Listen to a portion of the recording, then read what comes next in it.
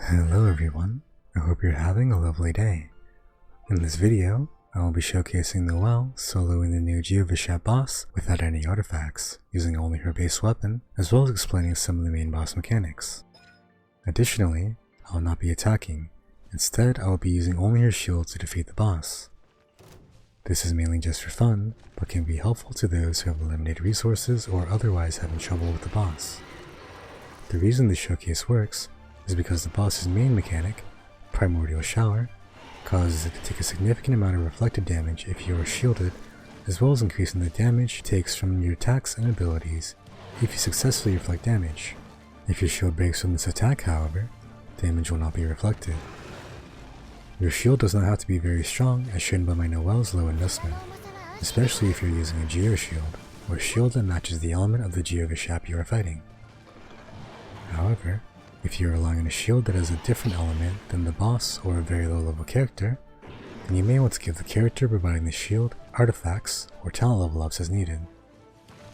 Other characters where you can provide on-demand shields are Xinyan, Diona, Zhongli, and Beidou with her first constellation, as provides a shield during her burst. Yingguang, Albedo, and Geo Traveler are also fine, but less convenient since the crystallized shards dropped when Geo reacts with Hydra, Pyro, Cryo, or Electro may get stuck underneath the boss, and you may not be able to reach them in time. You will be warned when the boss is about to use Primordial Shower, with a notification at the top of your screen telling you to use a shield, as the boss stops moving and starts breathing. I will be demonstrating and explaining the mechanics of the fight in more detail in a separate video, so please feel free to check it out if you want more detail. I will, however, be talking about most of its general mechanics for now, in a normal attempt, since the video is mostly just me cutting the boss around. Before the boss roars at the start of the battle, it has a large amount of damage reduction. Following the roar, you will be able to deal increased damage, which will be further increased if you successfully reflect damage by using a shield during Primordial Shower, as I previously stated. The first boss move I want to discuss is a projectile attack that leaves behind elemental pillars. Touching the initial projectile does not seem to do much damage by itself.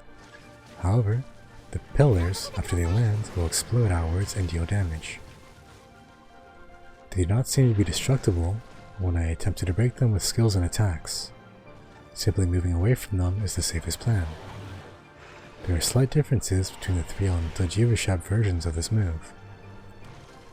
The Electro version will explode in a cross shape from the front, back, and sides with a surprising amount of range. You should be able to avoid this by staying diagonally away from the front, back, or sides, but once again it is safest to simply move out of range. The Hydra version explodes around is similar to a small version of the Oceanid bubble explosions. The Cryo version causes spikes to spread outwards in a small circle around it. The second move I want to discuss is when it digs into the ground and chases after you. It will pop up after it gets close and deals damage when it slams down. Simply dashing away when it reaches you will cause it to miss. It can also not be damaged while it is underground. The third move is between 1 and 3 claw swipes and tends to be used only when you are close to medium range. To dodge this attack, you will either need to time your dashes with each swipe, or take advantage of your invincibility frames on your elemental burst.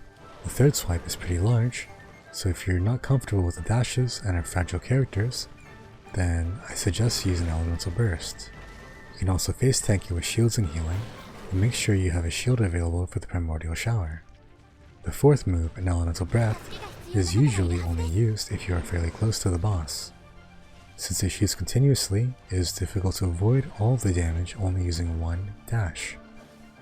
To evade it, choose a direction to dash towards and try to run behind it, or use an elemental burst to dodge most of the attack. The fifth move, a 360-degree swipe, is used only if you are close to the boss. It usually signals this by crouching down and winding up slightly. To evade it, time your dash, use an elemental burst, or dash away only if you're not directly next to it, as the range is fairly large. You can actually jump over this move with Xiao during this burst, if you are nearly or at your maximum height when you jump. However, the boss can still hit you if you are ascending or descending. Overall, I think this boss's mechanics are fairly straightforward, especially for ranged characters.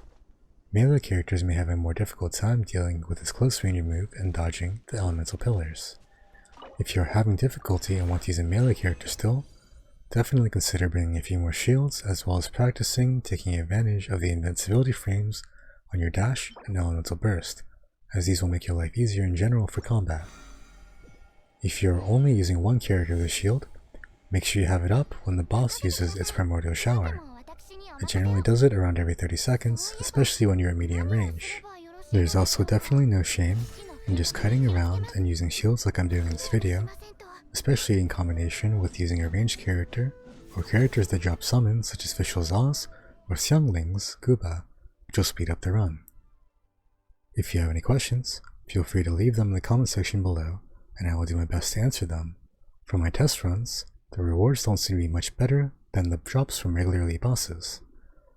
It drops fragments from every element besides Anemo, as well as the usual Wanderer's Troupe and Gladiator artifacts. However, you'll be needing the Juvenile Jades for Xiao, as well as some other upcoming characters. Hope you enjoyed the video, or at least learned something new, and if you did, please feel free to subscribe for upcoming guides, information, and ideas for both existing and future content. Take care, and have a lovely day.